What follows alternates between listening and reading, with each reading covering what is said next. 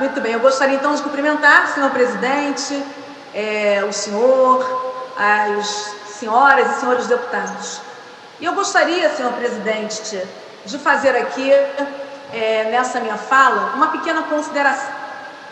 Eu tenho ouvido muito falar, e essa semana, mais uma vez, eu ouvi, inclusive aqui no plenário mesmo, que foi dito até por alguns amigos parlamentares, que o Brasil ele só perde para os Estados Unidos e está em segundo lugar em mortes no coronavírus no mundo. Aliás, foi dito que o Brasil passou, os Estados Unidos em número de mortes. Isso me preocupou muito, senhor presidente. Aí acaba que de ontem para hoje eu me debrucei sobre essa questão, junto com a minha equipe, e mal dormi. Então eu gostaria primeiro de fazer aqui alguns esclarecimentos, e para isso eu trouxe alguns dados, tá, gente? Primeiro quero dizer que pessoas são pessoas, não são números. Mas por uma questão de esclarecimento, eu preciso dar alguns dados e por isso eu precisarei citar aqui alguns números, inclusive de óbitos. Antes de qualquer coisa, eu preciso só diferenciar quais os tipos de distanciamento, tá? Primeiro, a gente conhece o isolamento vertical, que também é conhecido como distanciamento social seletivo. Nele, apenas os grupos de risco estão em isolamento domiciliar, Por isso, o nome de distanciamento social seletivo. E os demais grupos circulam livremente pela sociedade. O isolamento horizontal, ou seja, o distanciamento social ampliado, onde todas as pessoas, independentes de risco ou não, estão em distanciamento social domiciliar. E apenas os serviços considerados essenciais, esses sim funcionam e a circulação é bem restrita. E o lockdown, que é o bloqueio total, que todos nós conhecemos, que assim como no isolamento social, todas as pessoas, independentes se são grupos de risco ou não, ficam em isolamento domiciliar. Além disso, fecham as fronteiras, as entradas, as saídas da cidade, enfim. Agora, quando a gente fala de taxa de letalidade da doença e também mortalidade, a gente precisa, senhor presidente, considerar o número total de habitantes. A gente precisa considerar o número total da população de cada país, ou seja, a população geral. Então eu fiz aqui um pequeno apanhado dos números da população e taxa de letalidade de países que estão com indicadores piores do que o Brasil e que adotaram o distanciamento ampliado, ou seja, o mesmo distanciamento que nós também adotamos. E esses sim estão com índices de letalidade bem piores do que o Brasil. Na França, por exemplo, a população é de 66.121.000 pessoas, O número de óbitos é de 28.530 pessoas. Ou seja, a taxa de letalidade é de 19,6%. Na Itália, a população é de 60.965.000 pessoas. E o número de óbito é de 32 mil. Repito aqui, o número de óbitos vai dar certinho. É de 32.955. E a taxa de letalidade é de 14,2%. Na Inglaterra, a população é de 65.081.000 pessoas. O número de óbitos é de 37.460. A taxa de letalidade de 14%. A Espanha tem uma população de 46.335.000 pessoas. O número de óbitos é de 27.117. A taxa de letalidade é de 11,4%. Somando, gente, esses 4 países da Europa com maior letalidade por Covid-19, o número de habitantes totaliza 238.500.000 pessoas. O total de óbitos é de 106.062 pessoas.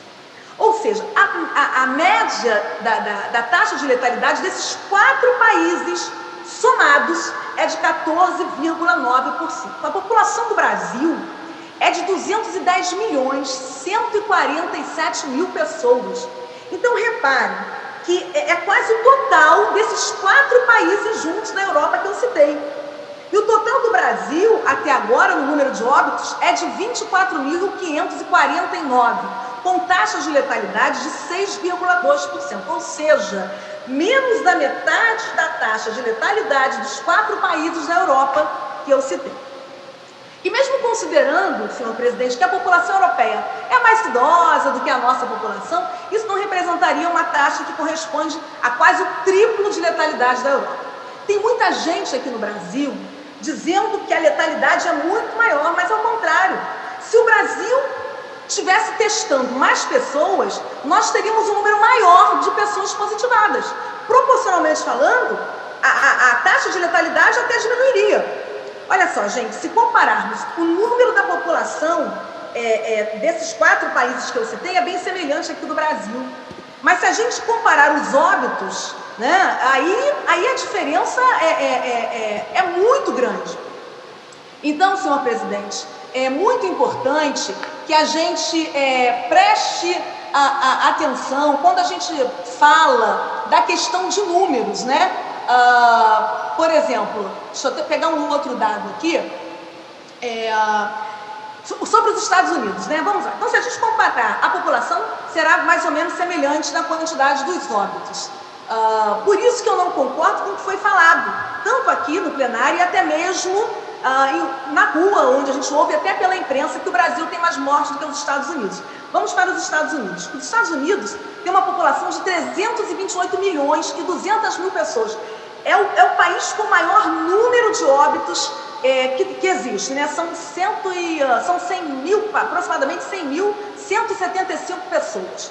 Enquanto isso, o Brasil, com 210 milhões, 147 mil pessoas, nós temos aí um número de óbitos de 24.500 pessoas aproximadamente. Aí eu pergunto, senhor presidente, como que o Brasil tem ultrapassado os Estados Unidos? Então, gente, eu gostaria também, só para terminar essa minha fala, de dizer que essa semana nós questionamos isso aqui, hoje também está sendo questionado, né? E também eu disse, né, que a minha opinião era que aqui no Rio de Janeiro houve uma atitude precipitada quando quando o governo decidiu fazer o isolamento.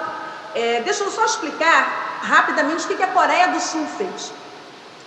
Diferentemente do que foi adotado aqui no Rio de Janeiro, a Coreia do Sul, que é um país com alta densidade demográfica, ou seja, grande quantidade de pessoas por quilômetro quadrado, né? A Coreia do Sul não definiu medidas extremas de distanciamento, como nós adotamos. Ela adotou algo semelhante ao distanciamento seletivo, né? Em grande parte voluntário, ainda tem esse detalhe. Entretanto, diferentemente do que aconteceu aqui no estado do Rio de Janeiro, o sistema de saúde agiu rápido, fazendo testagem em massa nos primeiros casos, né, fazendo rastreamento de contatos, para que esse isolamento fosse um isolamento realmente importante. Para outra coisa também, que a Coreia do Sul adotou, eles montaram 600 locais de testes com capacidade de testagem de 20 mil pessoas por dia, com o resultado sendo emitido em 6 horas. Então, comparando com os Estados Unidos, que teve seu primeiro caso em 20 de janeiro, exatamente a mesma data da Coreia do Sul, após 3 semanas haviam sido testados na Coreia do Sul 46 mil pessoas, e nos Estados Unidos 426 pessoas. Em suma, os testes que fizeram, rastreamento, isolamento e tratamento, foram questões fundamentais. E assim como a incorporação de antivirais, de antibióticos, logo na fase inicial, foi um outro erro que eu vejo aqui também no Brasil, né? E eles fizeram isso de formas distintas em cada cidade. Isso significou uma redução de letalidade da doença com taxas de 2,3%. E para terminar, aqui no Rio de Janeiro, eu preciso falar também da região sudeste. Entre o estado de Minas Gerais e o estado do Rio de Janeiro, olha só, o estado de Minas Gerais tem uma população de 20.800.000 pessoas.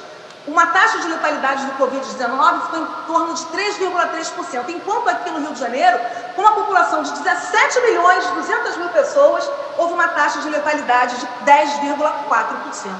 Gente, não fizemos o dever de casa, ao meu ponto de vista, né? Até ao meu ponto de vista mesmo científico. As mortes por Covid estão nas mãos da incompetência do Estado do Rio de Janeiro. Enfim, o que eu lamento é que nós ouvimos o tempo inteiro discursos dizendo: temos que seguir exemplos de outros países, países de primeiro mundo. Muito bem. E por que a gente não seguiu o exemplo da Coreia do Sul, por exemplo? Sabe por quê, senhor presidente? Porque não era conveniente. O conveniente era mandar todo mundo ficar em casa, era gerar desemprego, era ficar empurrando a quarentena para ficar recebendo dinheiro do governo federal e superfaturando na saúde. Como aconteceu aqui, né? Superfaturando na saúde, nos respiradores, como a gente tem visto aí essas investigações nos últimos dias, inclusive vendo pessoas presas. E eu quero terminar dizendo para todo o governo, para toda a imprensa, que precisam repassar os dados, precisam repassar isso com verdade e com responsabilidade. Vocês precisam se basear em dados e não por conveniência dos próprios interesses. Então fica aí o meu recado à Secretaria de Saúde, ao Governo do Estado e também à imprensa aqui do Brasil. Muito obrigada, senhor presidente, muito obrigada a todos. Desculpem se eu me alonguei um pouco.